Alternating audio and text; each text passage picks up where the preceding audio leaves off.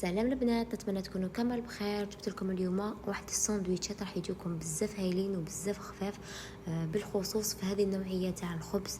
جربوهم البنات وما راحش تندموا عليهم.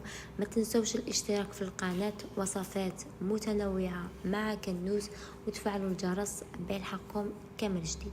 حبيت نبارطاجي معكم الحشو هذا لانه صراحه ما راهش معقد وبالخف نجهزوه وراح يجيكم بزاف بنين وبزاف هايل. الحشو هنا عبارة عن حشو بالدجاج. جبت كمية من صدر الدجاج، قليتها في زيت الزيتون والملح وفلفل أسود. هذا مكان ما ضفتش توابل بزاف، غير فلفل أسود. بعد ما تقلى لي صدر تاع الدجاج، القطع هذيك تقلوا جيدا، نزحتهم من على النار ورحت زدت فتتهم وضفت حبة بصل صغيرة تكون مقطعة رقيق، واللي ما يقدرش يقطع رقيق يسكرفج في السكرفج. كذلك نضيفوا شويه قزبر يكون مقطع رقيق اكيد. نخلطوا جيدا بهذا. الحشو تاعنا صار جاهز.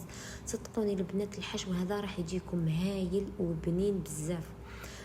كما راكم تلاحظوا استعملت انا النوعيه هذه تاع الخبز لانه صراحه تجي هايله وبزاف خفيفه.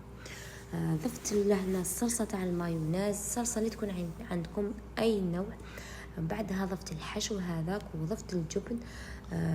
ودرت الساندويشات يطيبوا على نار تكون قليله على الطاوه.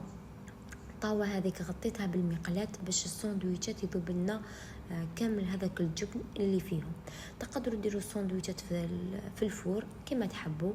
نتمنى انكم تجربوهم لانه صراحه يستاهلوا التجربه ويجيكم بزاف بنان. راني ناكد عليها بزاف بنان. ما تنسوش الاشتراك في القناه، وصفات متنوعه مع كنوز، وتفعلوا الجرس بيلحقكم كامل جديد. ومجمع واحد يجرب وصفه من وصفاتي يخلي لي في تعليق كيفاه جاتو. وما تنسوش تدعموني. الى وصفه اخرى بحول الله. نخليكم تشوفوا التكمله تاع الفيديو. نتلاقاو في وصفه اخرى بحول الله. دمتم في رعايه الله وحفظه. سلام.